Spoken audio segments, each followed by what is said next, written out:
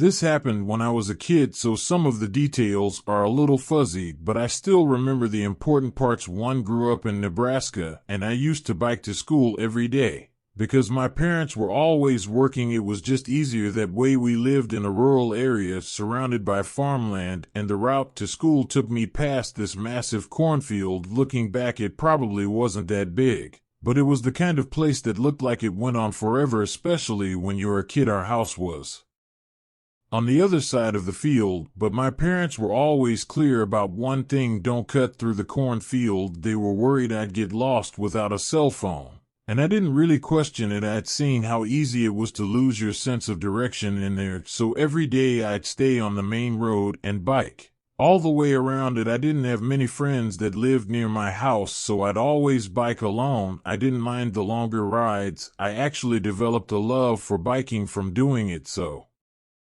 often. I'd go for bike rides on the weekends, even when I didn't have to. I don't remember what day of the week it was, but it was definitely a weekday because I was biking home from school. I was biking home like normal when the chain on my bike popped loose. I don't remember how it happened, but it just came off completely, and no matter how hard I tried, I couldn't figure out how to pop it back into place. My dad had taught me how to fix my bike, but nothing I tried worked. I was stuck, and the thought of walking all the way home with my bike and toes sounded awful. Like I said, I didn't have a phone back then, so it wasn't like I could just call my parents for help. I wasn't going to ask for a ride from a random stranger driving by either. I knew better. I was on my own. That's when I looked over at the cornfield. Walking the normal route home was going to take forever, but cutting through the cornfield would save me a ton of time. I knew my parents had warned me to go in there, but I figured it couldn't be that hard to find my way through. After all, I just needed to walk straight right, so I made up my mind and pushed my bike into the cornfield, telling myself it'd be a quick shortcut. At first it was fine. The path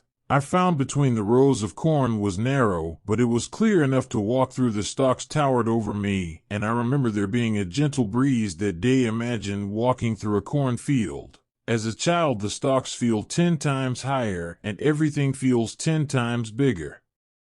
It started to make me feel a little uneasy. The corn also blocked out a lot of the light, and it was oddly silent in there. I can't remember why, but every so often I looked behind me. I'm not sure what was scaring me, but I remember just wanting to get out of there as quickly as possible. After another few minutes, I started to pick up on a faint rustling sound coming from the corn just a little ways off the path. I stopped and listened, trying to convince myself it was just the wind. It didn't sound like the wind, though. It stopped, but as soon as I started walking, I heard it again. This time it was a little louder and a little closer. I started to think it could have been an animal stalking me, but I didn't know what kind of animal would be making that much noise. I remember struggling to breathe, wishing I had never got into that cornfield at all. I picked up the pace, walking faster, but I didn't want to leave my bike behind. I kept telling myself I was being paranoid, but every few minutes the rustling came back, like whatever it was keeping pace with me. Eventually the rustling stopped, and I felt a wave of relief. Maybe 10 or so minutes passed without any strange sounds. At the next juncture,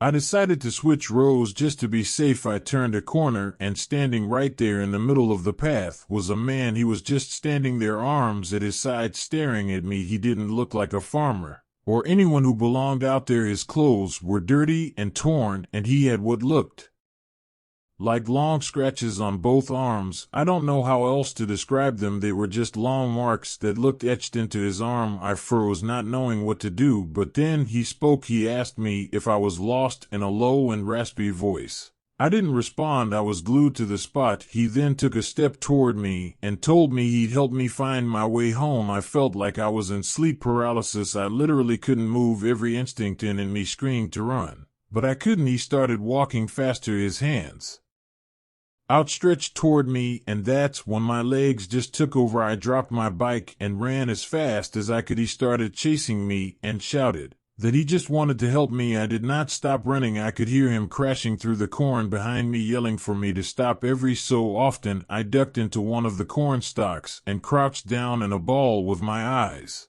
closed. I tried to make myself as small as possible. I truthfully thought I was going to die. He was holding something that looked like a Rope in his hand, as he passed, he muttered to himself, "I'll find him, I'll never forget those words." For as long as I live, I stayed hidden for what felt like hours. My legs were cramping, and my whole body was trembling. But I didn't dare move until I was sure he was gone. When I finally crawled out of the corn and made my way home, I was shaking so badly I could barely walk. It was dark by then. I eventually found my way home. I ran in sight of my parents, who were worried sick about where I had been. I told them everything. My mom was in tears, and my dad looked like he was ready to kill someone by then, though there wasn't much they could do. That man was long gone. My dad went out to look for my bike, but it was nowhere to be found. They got me a new one a few days later, and life went on. A few weeks later, something else happened that ultimately made us move out. I got home from school one day, and there, sitting on the porch, was my old bike, the one I had left in the cornfield. I don't remember who was more freaked out, me or my parents. My parents didn't feel safe with me in that house anymore, so we quickly moved out of there. My parents don't really mention what happens, but I don't think I'll ever be able to forget it.